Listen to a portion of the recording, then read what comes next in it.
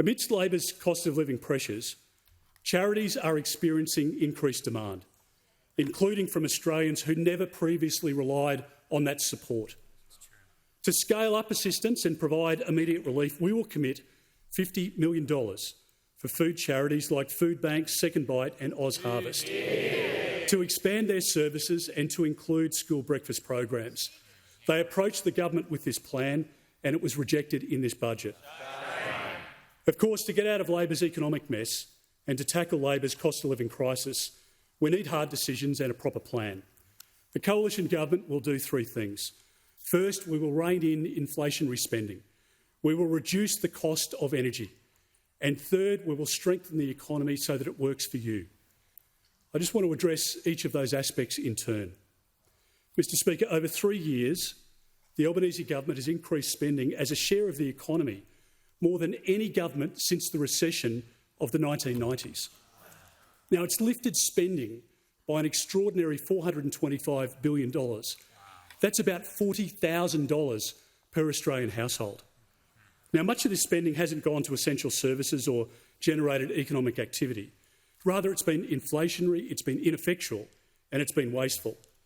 Such rapid and unrestrained spending is not only adding to the debt that our children will have to repay, but it's also keeping the pressure on inflation. And during a cost of living crisis, that's the last thing that you want. And the Reserve Bank Governor has independently pointed out this great failing in this bad government. A core inflation under this government has averaged more than double what it was under the coalition. Personal income taxes paid have also increased by about 24% under Labor. The average taxpayer is now paying $3,500 more tax this year alone, or for a dual income household, $7,000, and that's a big hit. I want Australian families to be making choices about what they will eat, not choices about whether they can eat or heat, which is the prospect facing many people, particularly pensioners and those on low incomes in our country right now. I want to make sure that we can fight the cost of living pressures because we need to get interest rates down. And to get interest rates down, we need, of course, to get inflation down.